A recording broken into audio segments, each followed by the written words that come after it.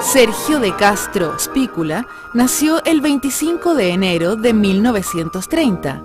Estudió Ingeniería Comercial en la Universidad de Chile y posteriormente en la Universidad Católica.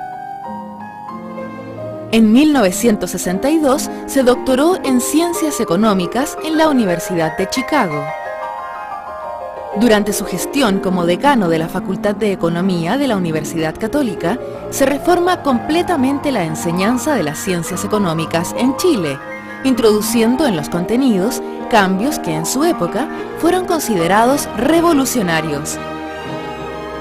A partir de 1968, y en forma paralela a su labor docente, se desempeñó en el Centro de Estudios Socioeconómicos, en el cual, en conjunto con otros economistas, desarrollaron el programa económico conocido como El Ladrillo, base de la política económica neoliberal seguida por el gobierno del general Pinochet.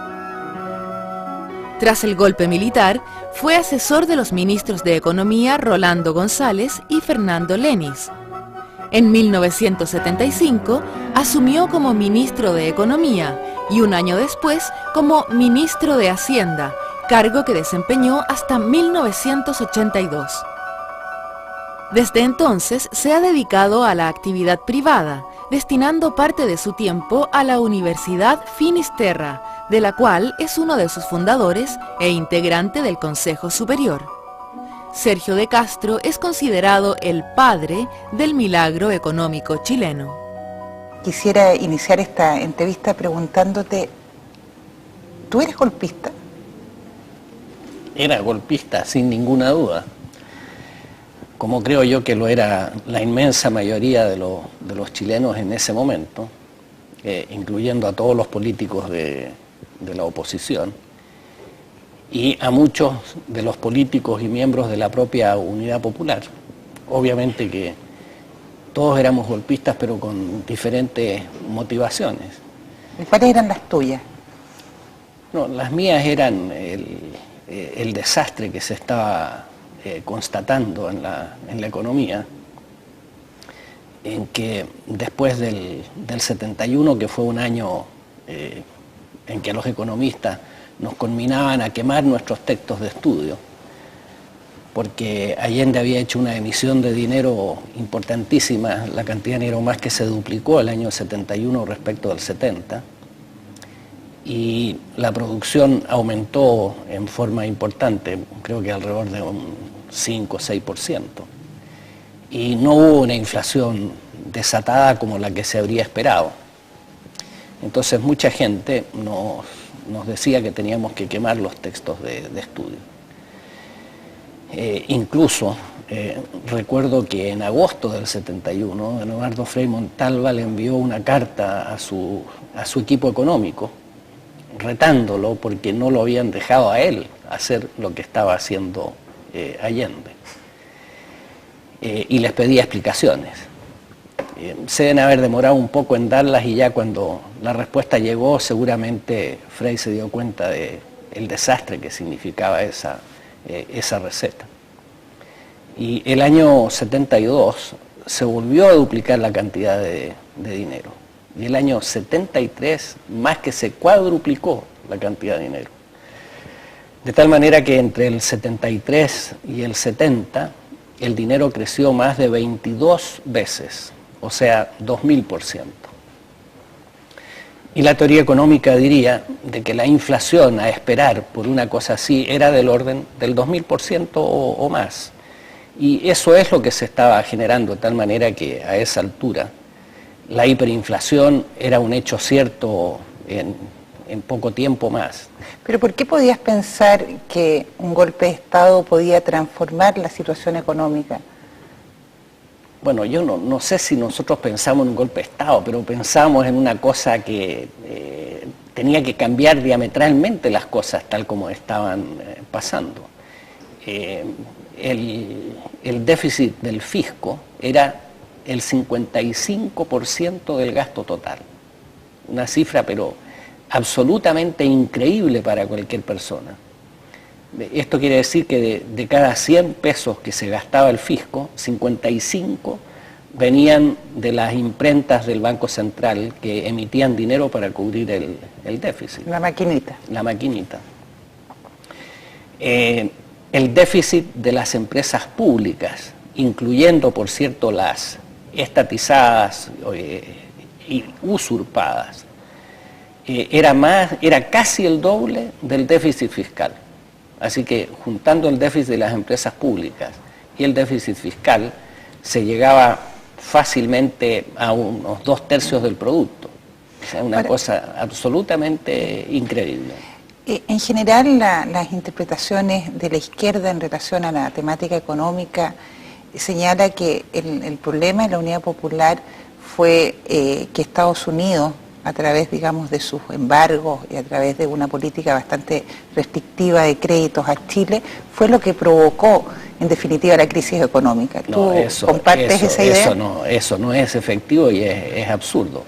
Estados Unidos no quería a Chile y obviamente que no le prestó dinero, pero otros países del mundo sí que le prestaron y de hecho la deuda en ese periodo creció y el comercio no se interrumpió, jamás hubo un embargo de Estados Unidos en contra de Chile. Lo que pasó lisa y llanamente es de que pienso yo que el proceso económico se usó como un instrumento político. A ver, ¿cómo es eso? O sea, yo creo que está dicho en muchas partes de que la idea de la Unidad Popular era estatizar la economía, gran parte de la economía, ojalá toda la economía, para lo que decían ellos era apoderarse del excedente económico y que con eso iban a poder resolver los problemas. Enseguida, producir un aumento importante en el consumo de la población de tal manera que ésta estuviera muy, muy contenta, lo llamaban la euforia económica. Lo que pasó el 71 que acaba de señalar. Exactamente. Y junto con eso, crear la Asamblea del Pueblo o la Asamblea Popular, que era una Cámara Legislativa única que reemplazaba al Congreso.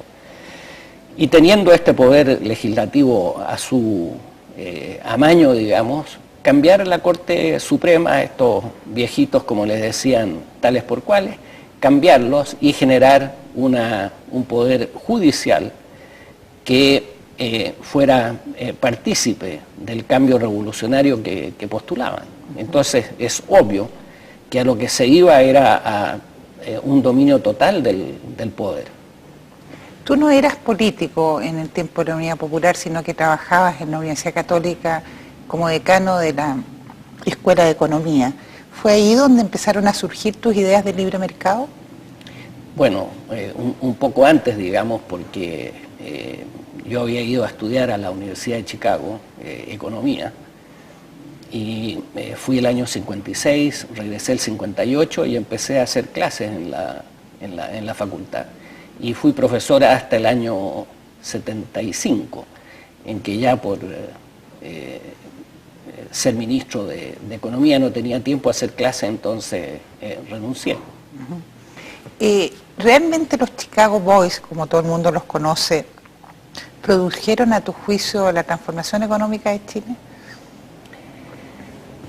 Bueno, yo creo que las ideas que surgieron de la Escuela de Economía de la Católica y también de la Chile fueron muy importantes en la transformación económica. Pero esas ideas son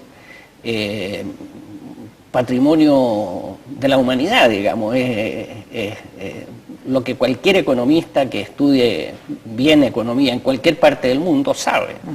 Y lo único que hicimos nosotros fue aplicar la teoría económica a los problemas específicos que tenía Chile. Lo que pasa es que ustedes fueron pioneros. Entonces la pregunta que cae de cajón es ¿por qué un gobierno militar como el del general Pinochet compra, entre comillas, estas ideas de libre mercado cuando en general los militares tienen una mirada más bien estatista, más bien socialista en materia económica? Bueno, esa fue también una pregunta que nosotros nos hicimos, pero que no requería respuesta en ese entonces, porque nosotros presentamos un trabajo que habíamos hecho, que empezó como una especie de bosquejo de programa económico para el posible gobierno de don Jorge Alessandri. Cuando triunfó Allende, eso quedó, digamos, como un embrión ahí esperando. Y el año 73, viendo la crisis que se venía encima, decidimos reactivarnos y empezamos a escribir lo que en definitiva se llamó El Ladrillo. ¿Tú sabías que El Ladrillo, tú eres uno de los redactores principales de ese plan económico, tú sabías que El Ladrillo te lo estaba pidiendo, de hecho, la Armada y en específico el almirante Merino? No, no tenía idea. Y ninguno de los que trabajamos en El Ladrillo sabíamos.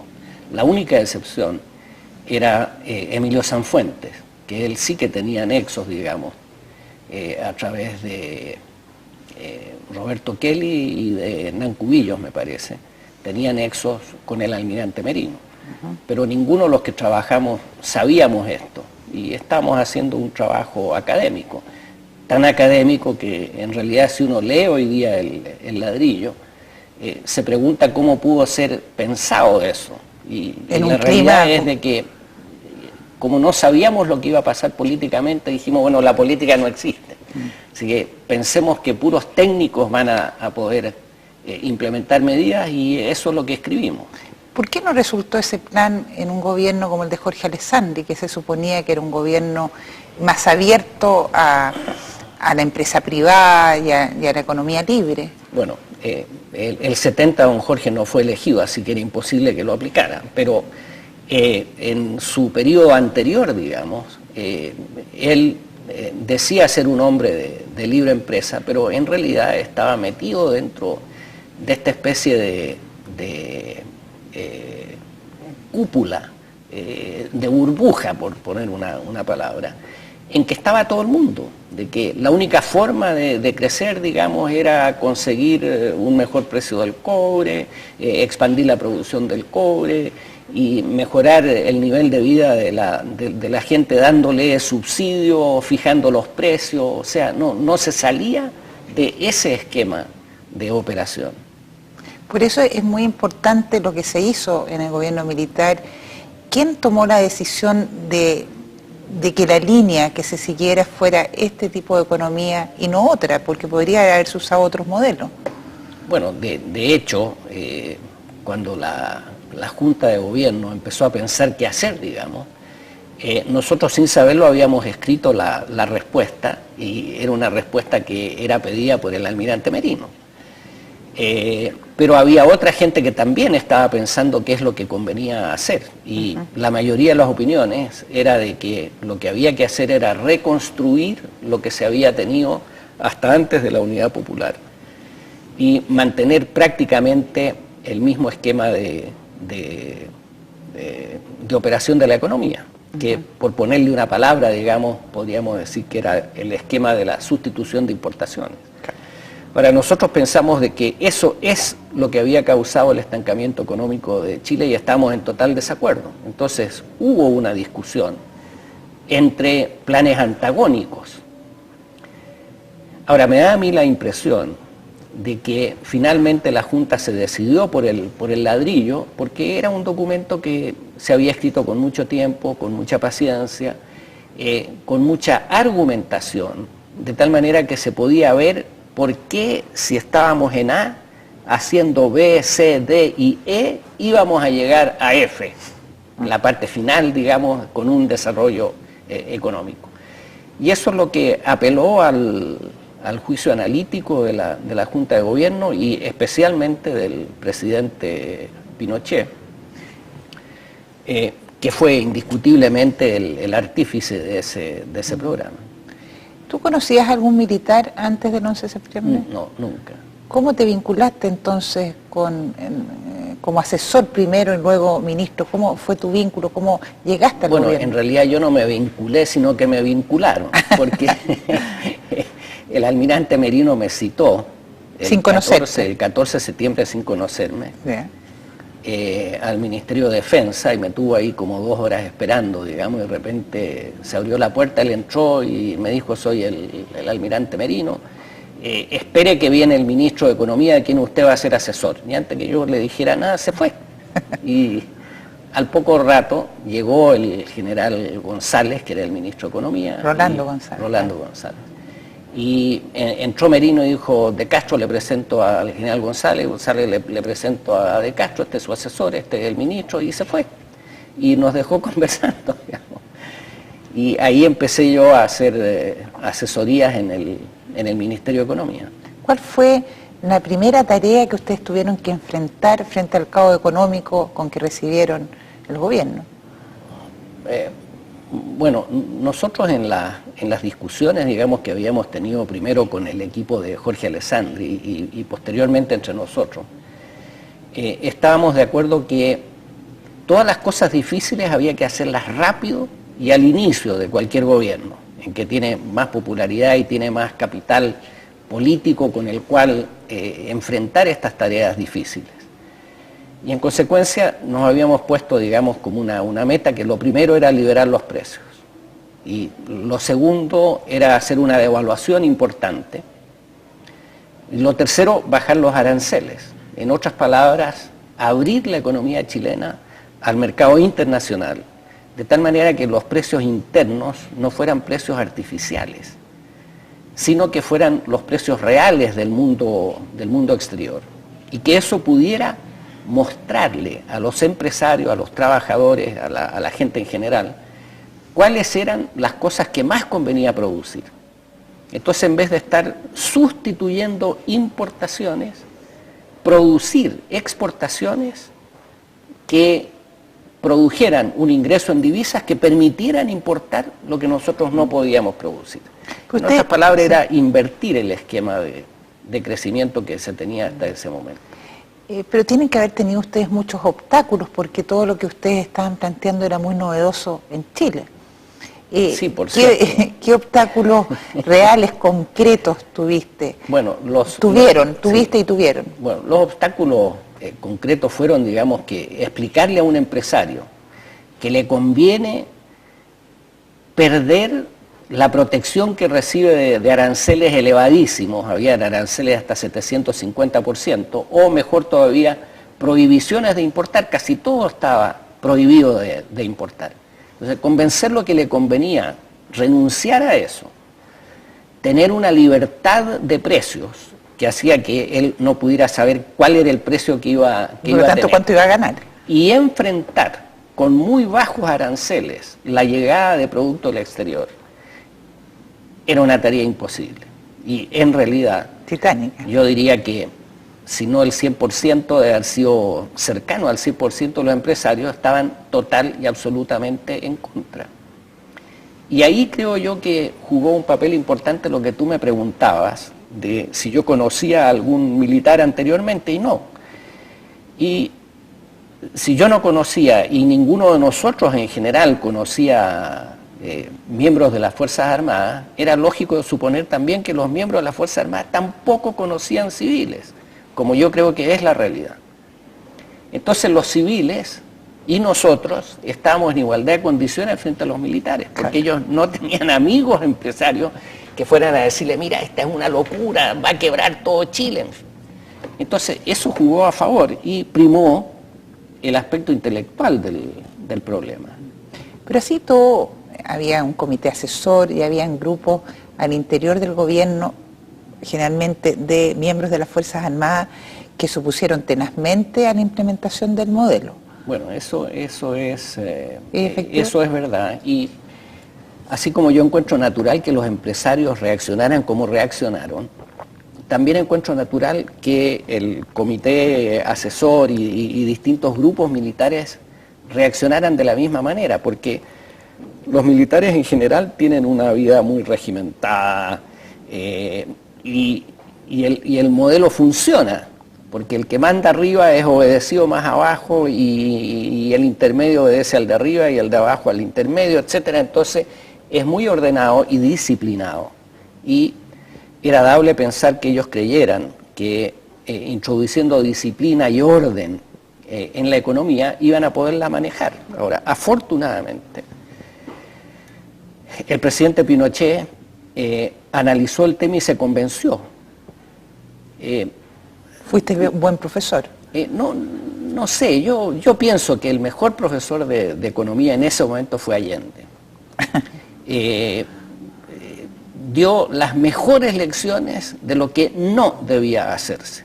Y como en realidad, si uno analiza el tema a fondo, lo que hizo la Unidad Popular fue solamente exacerbar el modelo anterior de la sustitución de prohibiciones, de la sustitución de importaciones. Entonces, el presidente Pinochet analizó no era presidente en ese momento, sino que general Pinochet, presidente de la Junta. Él analizó el tema y se convenció intelectualmente de que era un esquema que podía funcionar. Ahora, yo creo que hay mucha gente que quiere al general Pinochet, hay muchos que no lo quieren, pero quieranlo o no, yo creo que tienen que reconocer de que es un hombre extraordinariamente inteligente, con una gran capacidad para aislar las 2 o 3 variables cruciales de un problema y llegar muy pronto a ver cuál es la solución o cuáles son las vías para poder resolverlo. Y él, que había estudiado todo el caos que se había producido con la Unidad Popular y que era además una persona que había viajado por distintos países, historiador, no sé si aficionado o profesional, digamos, muy dedicado, tenía un gran conocimiento de cómo funcionaba el mundo exterior. Y él se convenció y fue el principal apoyo del programa. El almirante Merino también. Los marinos viajan mucho, tienen muchos contactos. En consecuencia, yo diría que el general Pinochet y el almirante Merino fueron los principales dentro de la Junta, digamos, que se convencieron de que ese era el sistema. Aunque el principal adversario, al parecer, quiero que me lo ratifiques o no, era el general Lee en la Fuerza Aérea. Sí, eso es efectivo. Que yo no quisiera hablar de adversario, yo creo que él fue muy leal con nosotros y tuvimos un buen entendimiento con él, pero no le nacía, él tenía la convicción íntima, digamos, de que el Estado tenía que tener un mayor manejo, tenía que estar era su cosmovisión. Era su cosmovisión. Y algunos otros de los miembros de la Fuerza Aérea que tuvieron puestos importantes tenían más bien ideas socialistas, no socialistas políticas, sino que socialistas en términos económicos. Y en consecuencia eso produjo un roce y un entrabamiento, pero con gran franqueza y gran lealtad. ¿Cómo fue tu relación en los primeros años con el general Pinochet? Bueno, yo diría que desde muy temprano, digamos, tuvimos una muy buena relación. Un buen feeling. Un buen feeling, sí. Yo en general soy una persona un poco imprudente, soy muy espontáneo, de repente se me salen las cosas, no puedo guardármelas. Y yo creo que a él le gustó ese atributo porque sabía dónde yo estaba y qué es lo que podía esperar de mí. ¿Tienes alguna anécdota por ahí de algún chascarro que hayas tenido con el general Pinochet? Bueno, hay una que es muy conocida y que yo la deploro, digamos, que fue cuando se estaba discutiendo si devolver alguna de las industrias estatizadas del sector textil y privatizar las que hubieran sido expropiadas, digamos. Y había obviamente un diferendo ahí. Fernando Lenis era ministro de Economía y yo era su asesor, estaba un poquito sentado detrás de él, digamos. Y varios de los miembros de las Fuerzas Armadas eran partidarios de seguir con la industria textil en manos del Estado. Y en eso el presidente dice, bueno, nosotros tenemos la sartén por el mango, y a mí se me sale, digo, no nos vayamos a quedar con el puro mango. Entonces hubo 15 segundos, habrán sido de silencio, que a mí me parecieron horas o años, Y terminó la reunión, digamos, y yo me fui a la universidad a hacer mis clases. Cuando en eso me llaman, me dicen que el general Pinochet quiere hablar conmigo. Yo llego a hablar con él y estaba aparentemente muy molesto. Y me dice, mire, usted fue muy insolente, en fin. Y debe haber visto mi cara de asombro, digamos, de cómo podía yo ser grosero o insolente, digamos. Y le dije, pero por ningún motivo, y le expliqué por qué se me había salido en realidad eso.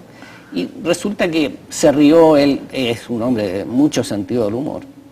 Se rió y me dijo así, los civiles no nos entienden a los militares, me dijo, bueno, y desde ese momento tuvimos una relación extraordinariamente buena. Sí, valió la pena, valió la pena el chascarro. Y el presidente Lagos señaló en un momento, no me acuerdo el año, que desde Manuel Rengifo no había existido en la historia de Chile un ministro de Hacienda tan poderoso como Sergio de Castro. No sé si leíste eso en algún momento. Algo recuerdo. ¿Qué te parece ese, yo diría, elogio del presidente Lagos? Bueno, no sé, porque uno puede tener un poder inmerecido, pero en realidad yo soy de la opinión de que los ministros en general, el único poder que tienen es un poder delegado. Y el que tiene poder delegado no tiene poder. O sea, lo puede perder en un segundo, como le pasó a todos los ministros, incluyéndome yo, que eran normalmente después de un tiempo cambiados por A, B o C razones. Así que esto del poder en realidad a mí no me mueve mucho. Y eres un hombre muy callado, tú en general no das entrevistas nunca. ¿Qué pasa? ¿Por qué? Siendo un hombre muy dicharachero y... Lo que pasa es de que yo me di cuenta, digamos, observando, porque soy observador, de que es muy fácil que la vida privada caiga en una apertura total, y eso a mí no me gusta. Mis cosas son mis cosas, y en lo público hablar lo menos posible, no comprometerse y hacer las cosas. Creo que hacer cosas es más importante que hablarlas. O entrar en discusión de ideas. Y en discusión de ideas justamente, ¿qué pasó con el tema de las privatizaciones? Tú fuiste muy criticado, has sido muy criticado por esa parte del proceso que se llevó a cabo cuando tú eras ministro de Economía y luego de Hacienda, desde el 75 para adelante. A ver, hablamos hace un rato del déficit fiscal, que era el 55% del gasto total, y del déficit de las empresas públicas, incluidas las estatizadas y las usurpadas. Y ese déficit era casi el doble del déficit fiscal. De tal manera que después de haber liberado los precios, haber devaluado el dólar, haber rebajado los aranceles, el próximo punto crucial era enfrentar el déficit fiscal. Y el gobierno de la UP había dicho, vamos a expropiar las empresas para apoderarnos del excedente económico. Exacto. Resulta que expropiadas el excedente desapareció. Y cuando no hay excedente no hay impuestos. Así que además dejaron de pagar impuestos. Y enseguida, como se administraban pésimamente, tuvieron que empezar a darles ingresos porque ocasionaban pérdidas. Y eso es lo que echó a correr esta maquinita del dinero que aumentó la emisión en 22 veces, como te señalaba anteriormente. De tal manera que no había forma de salir de esta presión inflacionaria si es que no se atacaba el déficit. ¿Y qué es lo primero que había que hacer? Cortar el déficit de las empresas públicas y de las empresas estatizadas y usurpadas. Entonces lo que se hizo fue lo más rápido posible. Al que quisiera recibir de vuelta una empresa que había usurpada se la dábamos, pero así ya. Pero la gente cree que con eso de así ya te estabas casi regalando. No, que regalando, estábamos obteniendo un gran beneficio porque teníamos pérdidas que teníamos que cubrir con emisión. Mucha de la gente que recibió las empresas de vuelta, digamos, le fue muy mal. porque no tenían capital de trabajo, las maquinarias habían sido echadas a perder, no habían tenido mantención, eran un desastre. Así que nosotros, esas 500 empresas o más que se estatizaron durante el periodo de la Unidad Popular, se devolvieron. Pero felices de devolverla, y las que no se licitaron, y al que diera, aunque fuera un peso, se le adjudicaba. Ahora, el proceso de privatización real, digamos, era sobre las empresas públicas tradicionales. Y en esas, debo confesar que a mí por lo menos me fue muy mal, porque yo habría privatizado todo, absolutamente todo, pero no fue posible, por todo este tipo de cosas, de que la gente se empieza a acostumbrar a que están administrando las empresas, que han mejorado, que si demoramos un poco más le vamos a mejorar el valor a la empresa, entonces se va a poder vender muy bien, etcétera. De tal manera que realmente el proceso de privatización de empresas, yo diría que empezó allá por el 84-85, no antes. Uh-huh. Ahora, ¿tú eras partidario también de privatizar Codelco? Absolutamente, uh-huh. Absolutamente. ¿Pero qué pasó ahí? No, fue imposible, por todas las taras, digamos, de que la gente piensa que es una empresa... Es una riqueza del Estado. Es una riqueza del Estado. Obviamente, cuando uno privatiza, recibe un precio que representa el flujo acumulado de los futuros dividendos de esa empresa, de tal manera que no es que esté regalando. Y la empresa privatizada empieza a pagar impuestos, así que uno tiene que sumar el valor de lo que recibe más los impuestos que va a empezar a recibir. Entonces, no es una cosa absolutamente loca o querer regalar una cosa. Y yo pienso de que en realidad el sector privado está perfectamente capacitado para hacerse cargo de Codelco. De hecho, Codelco, habiendo sido el productor de cobre de Chile, hoy día produce menos de la mitad del total, porque con la apertura económica y las inversiones nuevas que han hecho inversionistas privados, estos producen ahora más que Codelco y más eficientemente, creo yo, de lo que está produciendo Codelco hoy día. Sergio, una de las críticas también fuertes que se hacen al modelo y a tu gestión en líneas generales es el costo social que implicó la implantación del modelo. Bueno, eso es absurdo. El costo social fue el desastre de Allende. Ahora, si nosotros el año 73, 74, 75 hubiéramos rehecho lo que se tenía anteriormente, habríamos tenido el mismo costo social seguramente, pero sin hacer este cambio de enorme magnitud en la eficiencia del aparato productivo. O sea, el hecho de que se abrió la economía y de que se permitió el ingreso de capitales y se le dio libertad a los empresarios chilenos para producir y poder exportar, hizo que las producciones de exportación no tradicionales, que el año 70, por ejemplo, fueron poquito más de 100 millones, 104 millones. El año 80 ya habían llegado a 1.820 millones, 17 veces. Lo que pasa es que un grupo de empresarios, sobre todo en la primera época, hablaban de que se estaba destruyendo la industria nacional. Ellos estaban quebrando, ellos estaban en una situación muy dramática. Bueno, pero eso no fue así.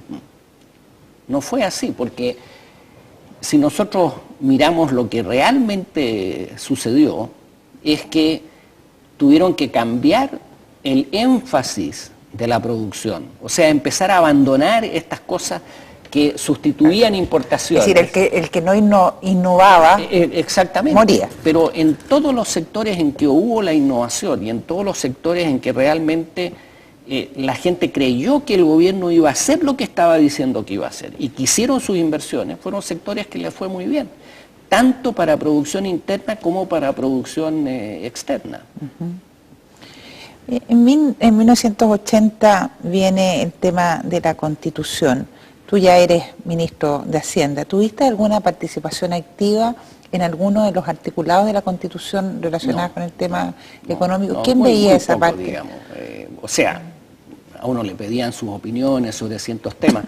En la Constitución la parte económica es bastante tratada, digamos, de tal manera que en eso tuvimos bastante intervención, pero en la parte política yo diría muy poco, casi nada. ¿Cómo eran tus relaciones con los otros ministros del área? Creo que por allá, por el año 77, 78, tú formabas parte de la CEP, de un grupo, digamos, de asesoría política del gobierno. ¿Quiénes formaban parte de ese grupo, te acuerdas? Bueno, yo no podría hacer asesoría política porque no entiendo nada de política. Lo que pasa es que efectivamente nos juntábamos un grupo de ministros a ver qué es lo que estaba pasando, a discutir los temas, digamos. Estaba el ministro del Interior, que era Sergio Fernández, estaba el ministro de Relaciones, que era Hernán Cubillo, estaba la Mónica Madariaga. La Mónica Madariaga, que no siempre iba, pero estaba. Estaba tampoco asistencia permanente, pero iba bastante, Daniel Mena. Y ahí resolvían temas... Y de repente invitábamos otros ministros, digamos.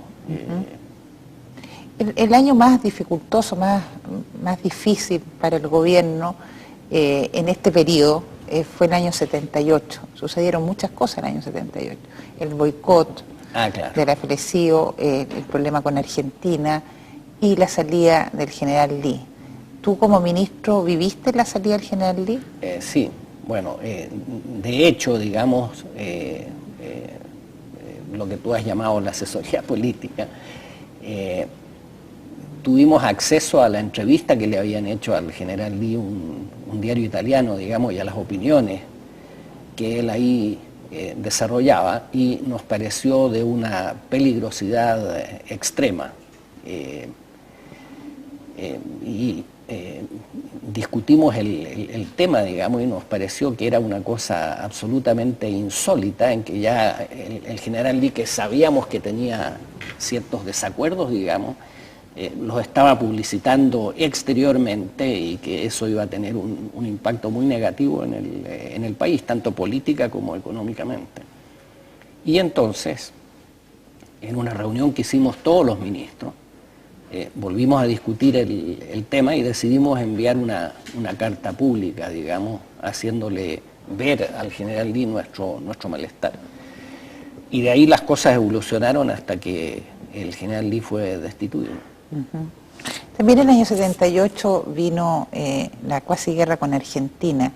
¿Cómo se trabajó el tema económico? Porque estábamos en una situación bastante difícil y no sé hasta qué punto teníamos plata o había presupuesto, y tú que eras bastante amarrado con el presupuesto para armamentos o para poder cubrir esa crisis. Claro, bueno, realmente el año 78 fue extraordinariamente difícil y hubo una presión enorme por obtener recursos de las Fuerzas Armadas. Yo de guerras, digamos, y de armamento no entiendo absolutamente nada, de tal manera que desistí siquiera de tratar de empezar a entender el tema. Y sencillamente lo que yo dije, no hay plata. Entonces, cualquier dinero que me pidieran, yo decía, no hay plata. Ahora, la confianza que yo tenía es de que si efectivamente era absolutamente indispensable, la presión iba a hacer que tuviera que ceder. Entonces, pero mientras no hubiera esa presión, yo no aceptaba, digamos, más gasto. Y eso deterioró mucho mis relaciones con algunos generales, incluso uno muy aguerrido. Me dijo, ministro, usted va a ser el primer fusilado cuando estalle la guerra con Argentina. Y parece que me libré de jabonada. Por suerte que te libraste. ¿Por qué? Y digo por suerte para Chile en general, porque obviamente durante el periodo en que tú fuiste ministro de Economía y ministro de Hacienda, todas las cifras económicas, el crecimiento económico del país llegó a sus estándares más altos en la historia. Entonces la pregunta que surge es, ¿qué pasó? que en un momento determinado que estábamos subiendo, de tal manera se produce una crisis que termina por que tú renuncies o te echen, digamos, del ministerio, no sé si te echaron o renunciaste. Es lo mismo. Bueno, es lo mismo. Bueno, efectivamente lo que pasó el año 82 es de que en Estados Unidos hubo un cambio de gobierno. Entró Ronald Reagan, fue elegido el 80, y apenas entró él, quiso frenar rápidamente un proceso inflacionario que estaba viviendo Estados Unidos. Y el presidente de la Reserva Federal, Paul Volcker, aumentó fuertemente las tasas de interés y contrajo el crecimiento en la cantidad de dinero, con lo que el año 82 se produjo en Estados Unidos una crisis, una recesión, que no fue la peor de la historia de Estados Unidos, pero sí una recesión, digamos, después de la del año 30, posiblemente no ha habido una peor que esa. Y junto con eso había vuelto a subir el precio del petróleo. Entonces, alza el precio del petróleo, alza muy fuerte de las tasas de interés que llegaron en Estados Unidos a cerca de 20%. Caída del precio del cobre, fue un impacto sobre la economía chilena enorme. Además, producto del prestigio que tenía la economía chilena, los petrodólares habían empezado a llegar en abundancia, porque con el alza monumental de los precios del petróleo, los países productores, árabes primordialmente, habían acumulado unas fortunas enormes y empezaron a depositarlas en los bancos extranjeros, europeos, estadounidenses, y estos empezaron a buscar clientes a quien colocarle, y entre esos estábamos nosotros.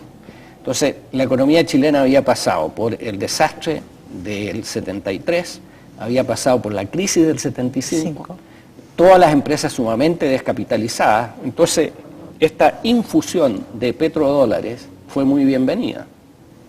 Todos se endeudaron. Y todo el mundo se endeudó. Ahora, esto del endeudamiento no fue solamente Chile. Todos los países del mundo no productores de petróleo se endeudaron. Y se endeudaron en cantidades importantes. Recordemos, por ejemplo, que en América Latina se habló de la década perdida de América Latina. Pero esa década perdida no fue perdida para Chile, porque Chile tuvo una caída fuerte del producto el año 82 y una pequeña caída el 83. Pero el 84 creció fuerte, un poco más del 6%. Y de ahí hasta el 89 creció muy fuerte la economía. Y después del 90 al 97. De tal manera que nosotros salimos de ese problema muy rápidamente y muy bien. Ahora, se dijo de que el problema del 82, de la crisis del 82, había sido culpa del tipo de cambio fijo. Pero eso es falso. Bueno, a eso iba. Sí, bueno, pero lo que pasa es lo siguiente: si uno mira qué es lo que pasó en el resto de América Latina, la década perdida, y en todo el resto de los países en vías de desarrollo, todos ellos sufrieron una crisis independiente del régimen cambiario que tuvieran. Habían algunos que tenían tipo de cambio fijo, otros tenían tipo de cambio libre, otros tenían tipo de cambio fluctuante, con flotación limpia, semilimpia, sucia, semisucia, con taulita, sin taulita. Todos sufrieron exactamente lo mismo. Sergio, pero ojalá que de la forma más fácil poder explicar por qué tu obsesión por mantener el dólar fijo a 39 a partir del 29 de junio de 1979, porque incluso dentro de tus propios partidarios se criticó esa medida como una de las causantes, porque todo el mundo entiende también que hay una crisis externa, pero como una de las causantes del 82. A ver, no es fácil el tema y dudo que podamos explicarlo en pocas palabras, pero voy a hacer el intento, digamos. Resulta que el riesgo cambiario es muy importante para inversionistas y acreedores extranjeros. Si una persona trae dinero a Chile en dólares, los cambia en el mercado y los invierte, y en el momento en que se va a ir, ha habido una alza en el tipo de cambio importante, esa persona puede perder el dinero. No va a ser capaz de recomprar los dólares que trajo. Entonces había mucha renuencia a traer capitales o a prestarle dinero a Chile por eso, riesgo cambiario. Ahora, el 79, y por primera vez en no sé cuántas décadas en Chile, había superávit fiscal. Y la idea nuestra era que eso tenía que ser permanente, un superávit fiscal. El central ya no financiaba a las empresas ni públicas, ni privadas, ni de ninguna naturaleza.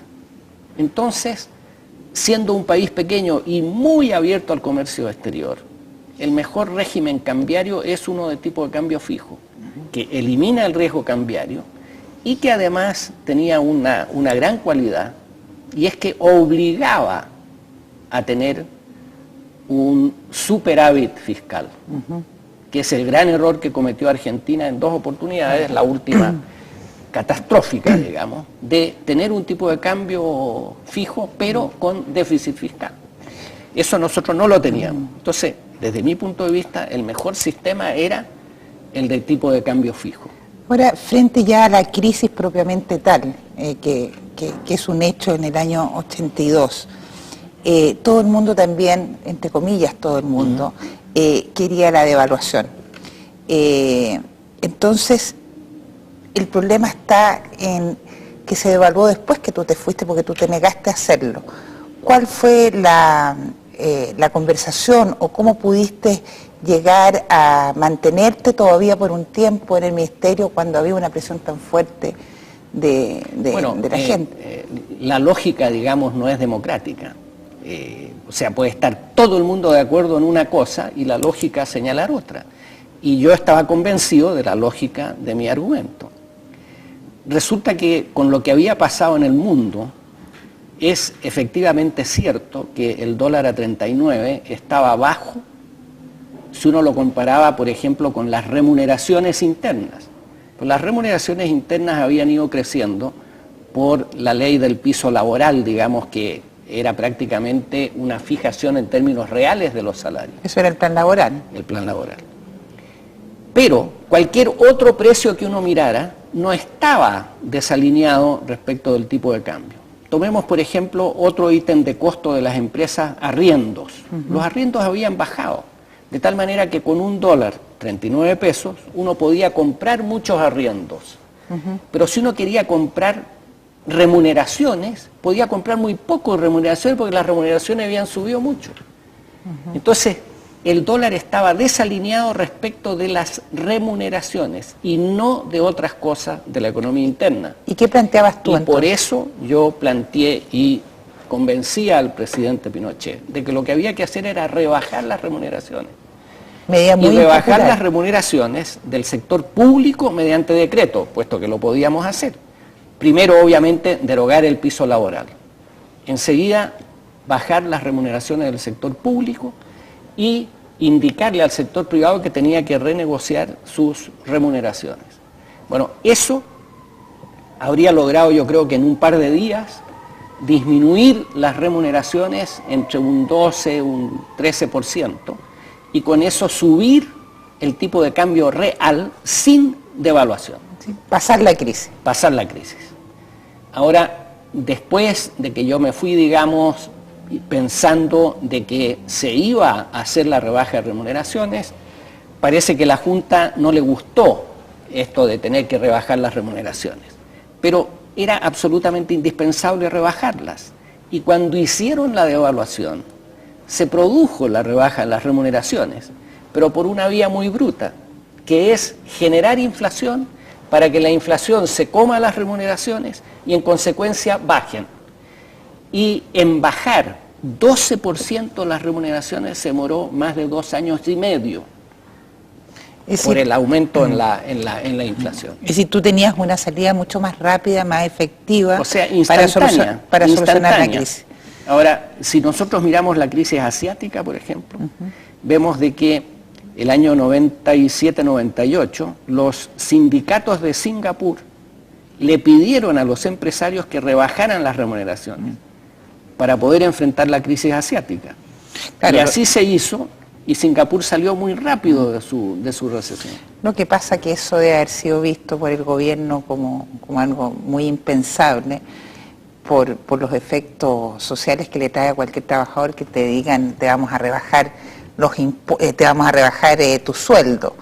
Aunque podría haberse hecho una política comunicacional mejor para decirle que igual se les iban a bajar con la inflación. Claro, pero es que era indispensable rebajarlos y yo creo que lo que no se dio cuenta a lo mejor la Junta es de que habían dos sistemas para bajar las remuneraciones.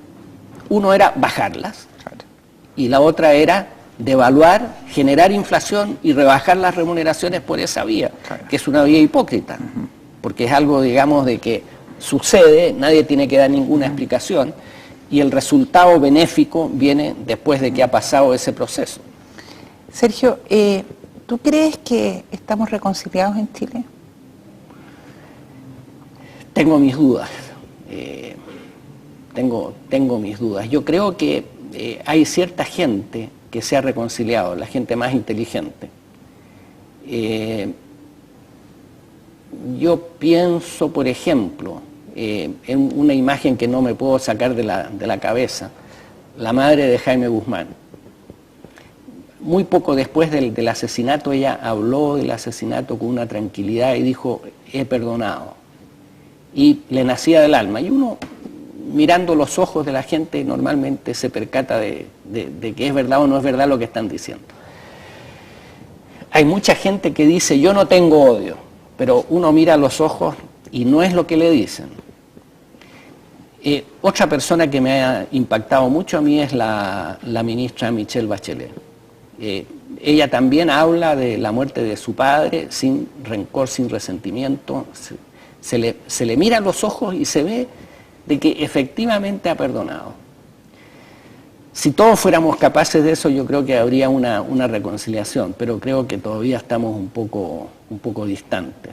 Y los pasos que ha dado el gobierno creo que van en la dirección correcta y ojalá que se hagan en poco tiempo. Muchas gracias, Sergio, por esta entrevista.